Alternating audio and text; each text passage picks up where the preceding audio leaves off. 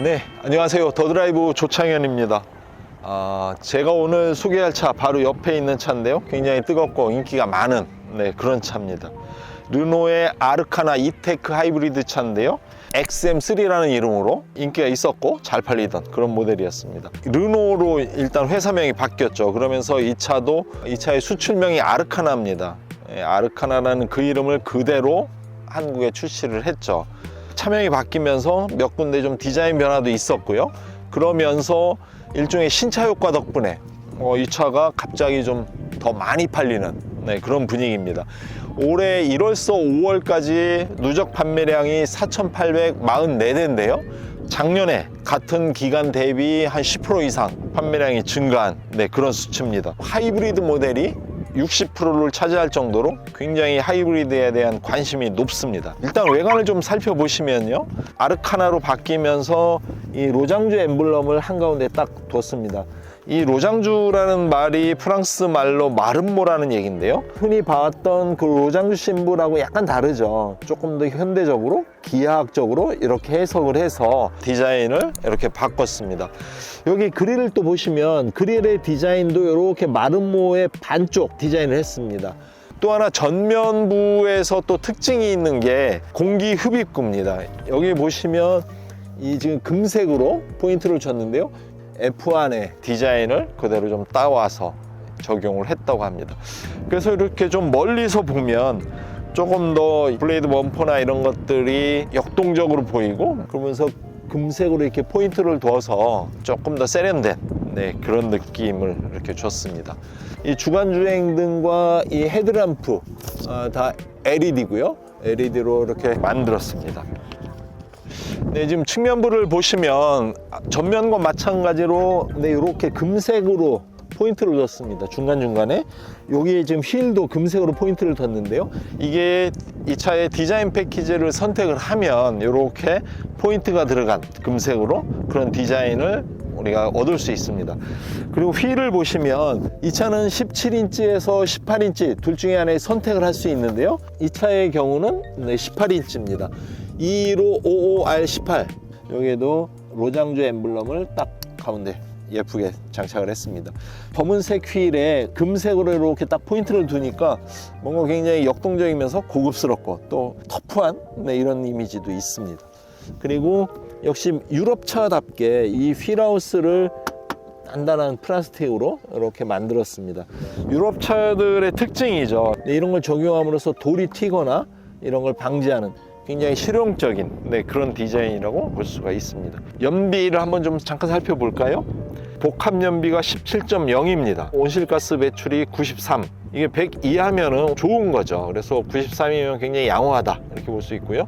도심 연비 17.4, 고속도로 연비 16.6. 이 차의 경우가 원래 기본이 복합 연비가 17.4, 도심 연비가 17.5, 고속도로 연비가 17.3인데요.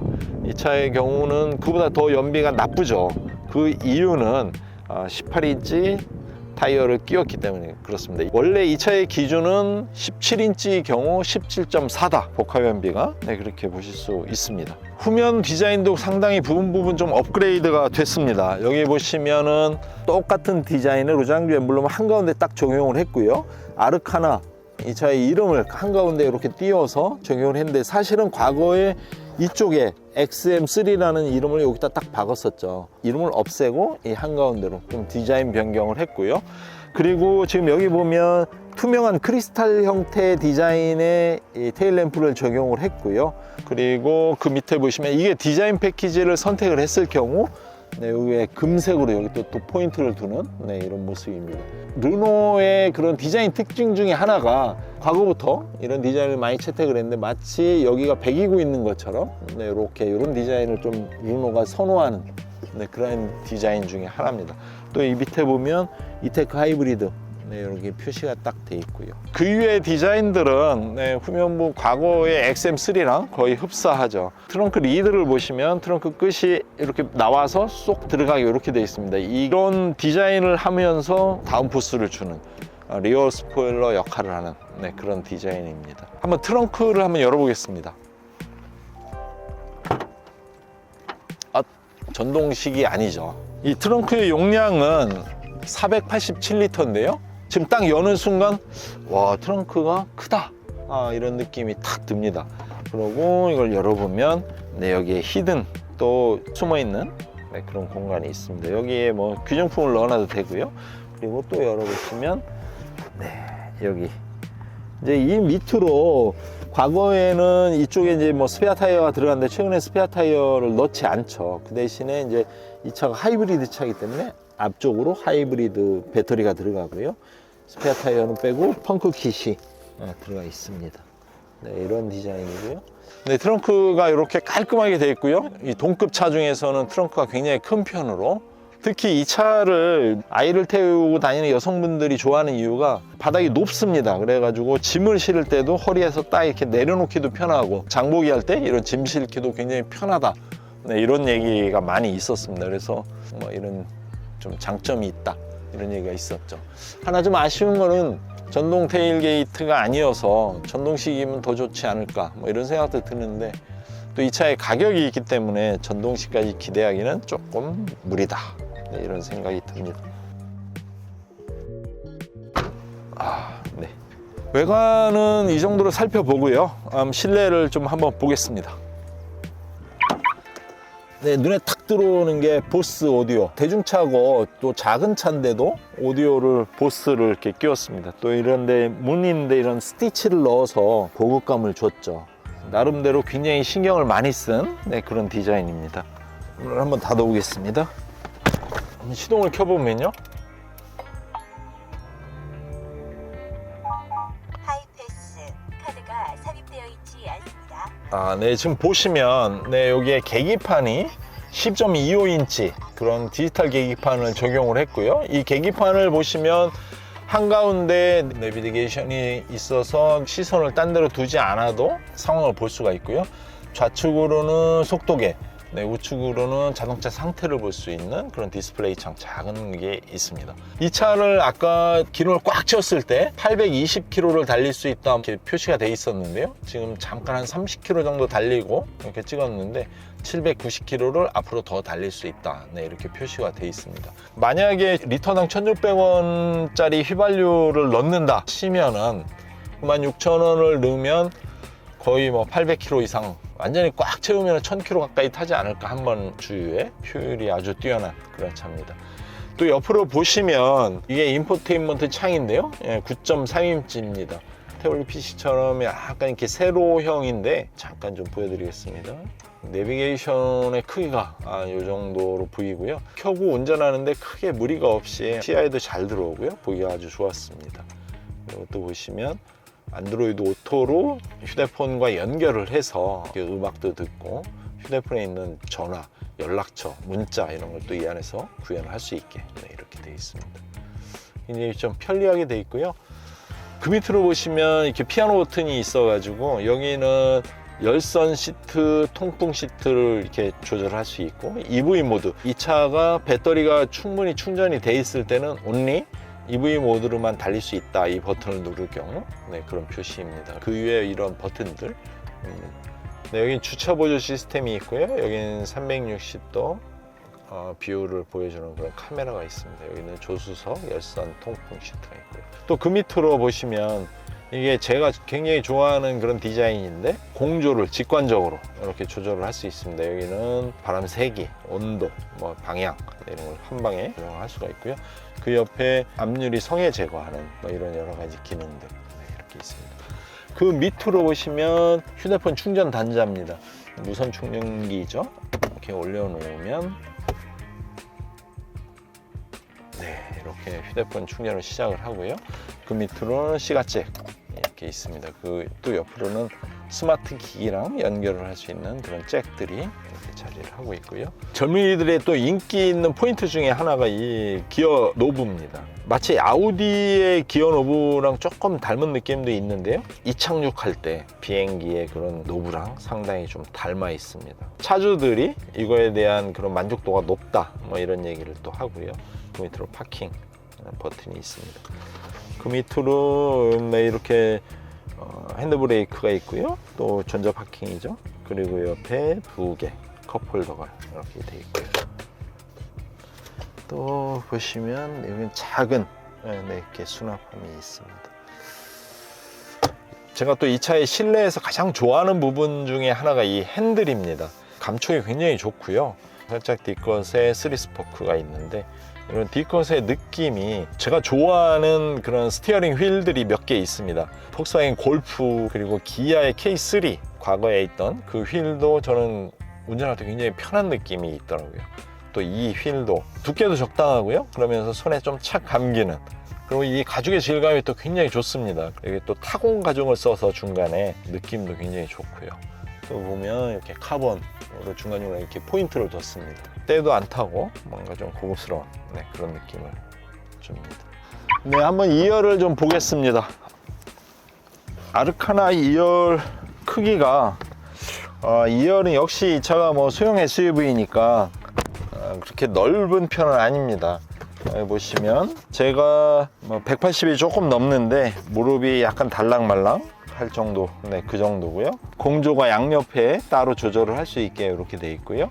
열선, 이 열선이 있으면 또 굉장히 좋은 게 아이들을 뒤에 태울 때 겨울 같은 때 굉장히 유용하고 따뜻하고 좋죠. 잠깐 열선을 켜놓는 걸로도 따뜻하니까 아이들이 좋아하죠. 그 밑으로는 스마트폰과 연결할 수 있는 그런 잭이 2개가 있고요. 2열은 단순합니다. 그리고 여기 팔걸이를 내릴 수 있고 올릴 수 있게 이렇게 돼 있는데, 팔걸이 보시면 이렇게 컵홀더가 2개 양옆으로 이렇게 돼 있습니다. 또 한번 보시면 이것을 6대4로 이렇게 폴딩을 할 수 있습니다. 그래서 만약에 뭐 뒤에 큰 짐이 있다 그러면 이렇게 접을 수가 있고요. 스웨이드 시트가 중간에 포인트로 이렇게 돼 있습니다. 그래서 시트도 굉장히 예쁘고 이렇게 단단하게 이렇게 돼 있습니다. 허리의 각도가 좀 바짝 서 있기보다는 살짝 누워 있는 정도, 평범한 정도, 그 정도로 볼 수 있겠습니다. 2열을 이 정도로 살펴보겠습니다.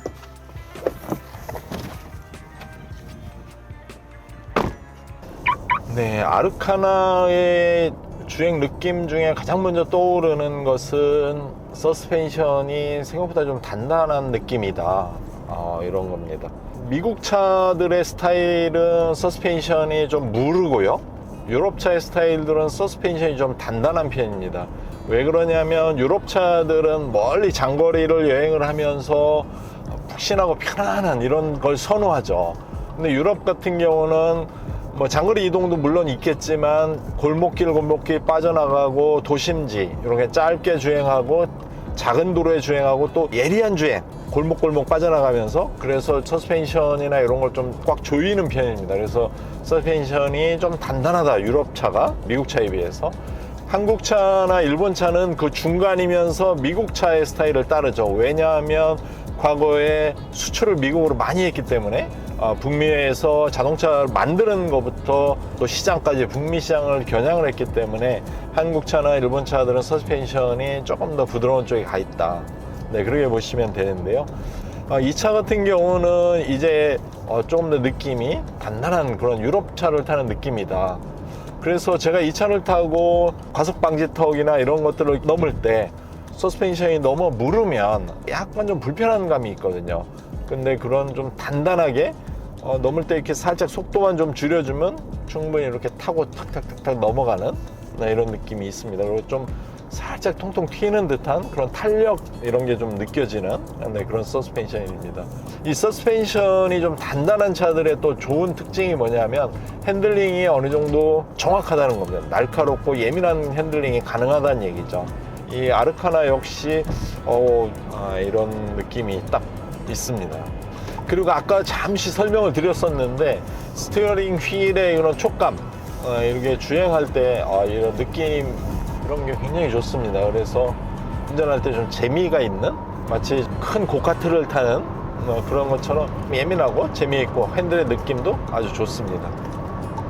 속도를 크게 높이지도 않은 것 같은데 어느 순간 속도가 확 올라가 있고, 가속 페달의 응답력, 특히 하이브리드 차들은 또 좋은 점이 이게 엔진으로 점화를 해서 가속을 쭉 할 때 만약에 엔진에 힘이 좀 부족한 느낌이 든다, 그리고 가속 페달을 운전자가 좀 세게 밟는다 순식간에, 그러면은 그 순간에 하이브리드가 동력을 추가로 더 제공을 합니다. 그러면서 가속력을 순간적으로 더 높여주죠. 그래서 이 차 같은 경우도 물론 일반적인 가속을 할 때는 대부분 엔진이 많이 개입을 하지만 또 어느 순간에 하이브리드가 또 개입을 해서 바퀴를 돌려주는 그래서 이 배터리와 엔진의 그런 절묘한 조화가 이 차가 좀 이렇게 경쾌하고 힘있게 나가게 해주는 그런 원동력이 아닐까 이렇게 생각이 좀 들고요. 그리고 이 차의 또 특징 중에 하나는 시야가 굉장히 넓다는 겁니다.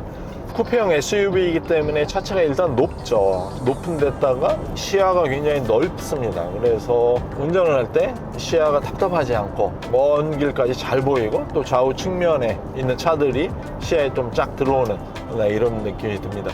좀 한 가지 제 느낌에서 조금 아쉽다 뭐 이런 부분은 후면창이 좁아 보인다 뭐 이런 건데, 근데 이 차의 디자인 특성, 이 차가 쿠페 SUV이기 때문에 그런 디자인 특성을 감안할 때 또 어쩔 수 없는 그런 부분이 있습니다. 지나갈 때 보면 BMW의 X4랑 사실 디자인이 굉장히 유사한 느낌이 들죠. 그런 차들의 특징이 뒷유리창이 후면 리드가 이렇게 납작하면서 뒷유리창이 좀 작은 특징이 있습니다. 이 차도 마찬가지로 그런 특징을 좀 가지고 있습니다. 전체적인 주행 느낌은 이 차가 운전하기 굉장히 재밌다. 그리고 좀 보시면 가속감도 은근히 좀 뛰어납니다. 무슨 스포츠카처럼 뿅 하고 이렇게 튀어나간다 이런 느낌이 아니고 차급에 비해서 이게 1.6 가솔린 엔진인데 그 차급에 비해서 속도나 가속 능력이 뛰어나다. 이런 말씀을 드리는 겁니다. 1.6 가솔린 엔진에 전기 모터가 2개가 들어가 있고요. 그리고 하이브리드 배터리가 들어가 있습니다. 그게 서로 조화를 이루면서 필요에 따라서 엔진으로 이 차가 달리기도 하고 또 필요에 따라서는 배터리로만 이 차가 돌아가기도 합니다.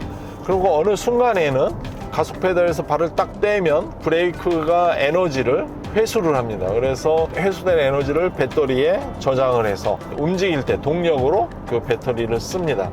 그래서 이 차의 연비가 소형 컴팩트 SUV이지만 적은 차는 아니죠. 어느 정도 SUV이기 때문에 또 차 무게도 있고 그렇지만 연비가 17.4 뭐 이 정도 되는 이유가 그런 데 있지 않나 이렇게 생각이 됩니다. 또 시중에서 평가받는 것 중에 하나가 전기차에 가장 가까운 하이브리드 차다. 마치 전기차처럼 운행을 할 수 있는 하이브리드 차다. 르노에서도 그렇게 홍보를 하고 있고요. 이 차를 타본 그 운전자분들도 그런 평가를 합니다. 그게 무슨 얘기냐면 우리가 보통 도심에서 이런 주행을 할 때 평균 50km 이하의 속도로 주행하는 경우가 굉장히 많다고 합니다. 그런 주행을 할 때 75% 이상을 전기로만 주행이 가능하다고 합니다. 이 차는. 그래서 특히 도심 주행에서 그 덕분에 연비도 좋고 또 그런 배기가스나 환경오염 물질도 도심에서 배출하지 않고 그래서 뭐 일석이조, 일석삼조 마치 전기차를 타는 듯한 느낌이다. 뭐 엔진이 돌아가지 않으니까 윙 하고 그냥 전기차 가듯이 이동하듯이 이런 느낌이 있다. 이런 평이 많습니다. 이 차가. 이 차는 여기 아까 설명을 잠깐 드렸는데 EV 모드 버튼이 있습니다. 그래서 이 EV 모드 버튼을 누르면 이 차가 100% 전기로만 주행을 할 수 있게 이렇게 전환이 됩니다. 그래서 B 모드로 주행을 하다 보면 페달에서 발을 떼는 순간 엔진 브레이크처럼 브레이크를 밟으면서 거기서 회수되는 동력을 배터리로 보관을 하죠. 그 전력을 이렇게 주행을 할 때 쓰게 되는데 그때 EV 모드를 누르면 배터리가 어느 정도 충전이 돼 있다. 그럴 경우는 EV 모드가 활성화되면서 전기로만 이렇게 주행이 가능한 그런 상태가 되죠. 그래서 전기로만 주행을 할 수가 있다. 이 차는. 이 아르카나의 굉장히 큰 특징 중에 하나, 장점 중에 하나가 동력을 잃지 않는 그런 변속기입니다. 그게 이제 도그 클러치라고 이제 이름을 그렇게 붙였는데요. 르노는 F1에 출전을 계속하는 그런 브랜드 중에 하나죠. 그러면서 거기서 얻은 그런 노하우, 동력에 대한 노하우, 자동차 셰시에 대한 노하우 이런 것들을 일반 대중차들의 접목을 시키죠. 그 중에 하나가 도그 클러치인데 그 도그 클러치를 아르카나에도 적용을 했습니다. 일반적으로 클러치의 두 부분이 만났을 때 이 두 부분을 연결했을 때 마찰열을 이용해서 연결을 합니다. 그러면 뜨거워지고 또 열 손실이 나면서 동력 손실이 난다고 합니다. 그런데 이 차의 도어 클러치의 경우는 클러치 간의 사이를 마찰에 의한 그 연결이 아니라 한쪽이 한쪽을 밀면서 압력을 가해서 두 클러치를 이렇게 접합시켜서 동력을 잃지 않는 뭐 이런 방식이라고 하는데요. 그걸 기계적으로 설명하기가 참 애매한 그런 건데, 그런 식으로 동력을 일단 잃지 않고 클러치 간의 그런 연결을 함으로써 다이내믹한 그런 주행이 가능하고요. 그러면서 부드러우면서 이 질기면서 연결이 끊어지지 않는 그런 주행 느낌이 있습니다. 확실히 이 차도 그런 느낌이 있고요. 그러면서 주행이 좀 재미있다, 운전이 즐겁다, 이런 느낌이 분명히 있습니다. 그 외에도 아르카나에는 여러 가지 르노가 F1을 경기를 뛰면서 그런 어떤 안전 노하우들도 좀 숨어 있고요. 또 하나 빼놓을 수 없는 그런 또 장점이 하나 있습니다. 동급 하이브리드 중에서 저렴하다. 기존보다 또 300만 원 인하가 됐습니다. 2천만 원대에서 시작을 하죠. 최근에 2천만 원대 하이브리드 차, SUV 하이브리드가 몇 대 없죠, 국내에. 이 차 같은 경우는 하이브리드 중에서 2천 후반대에 구입할 수 있는 모델이다, 이렇게 볼 수 있습니다. 테크노 모델이 2,845만 원, 아이코닉 모델이 3,102만 원, 그리고 아이코닉 이테크 디자인 패키지가 3,167만 원. 지금 이 차가 디자인 패키지가 적용된 아이코닉 차인데요. 그 금 색깔이 중간중간에 포인트로 들어간 그 차입니다. 가장 비싼 모델이고요. 오늘 르노 아르카나 하이브리드 시승을 했는데요. 시승 중간에 또 막 비도 오고 막 이러면서 또 중간에 끊기고 그랬는데 시승 굉장히 재밌는 시승이었고요. 이 차는 제 개인적으로 한 말씀 드리면 도심에서 멀지 않은 거리, 짧은 거리를 굉장히 재밌게 운전할 수 있고 달릴 수 있는 그런 차가 아닌가. 또 하나 놀라운 점은 연비가 굉장히 좋다. 제가 시승하는 동안 일부의 연비인데요. 제일 중요한 게 이겁니다. 여기 보시면 19.2 km/L. 제가 평균 32.8km로 달렸고요. 연비는 19.2. 연비가 뭐 어마어마하게 좋습니다. 그리고 무가속도 주행거리 125. 와. 제가 운전한 총점수가 100점 만점에 70점이고요. 운전을 잘했다, 예측 운전을, 뭐 그런 점수 같습니다. 그게 별 4개고요.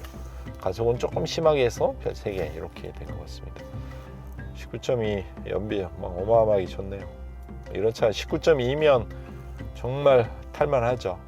뭐 리터당 20km라면 5리터만 넣어도 100km를 달릴 수 있다는 얘기인데, 지금 1,600원이라고 치면 515, 5630, 한 9,000원어치 기름을 넣고 거의 100km를 달릴 수 있다. 와, 대단합니다. 연비 정말 끝내주네요. 연비가 이 정도 차급에서 이 정도 연비면 뭐 대단히 좋다. 뭐 이런 두 가지 좀 이렇게 기억에 남는 그런 시승이었습니다. 지금까지 아르카나 시승을 마치고요. 다음에는 더 재미있고 또 유익하고 즐겁고 여러분들이 좋아할 만한 그런 차를 가지고 또 시승을 하겠습니다. 시청해 주셔서 감사합니다.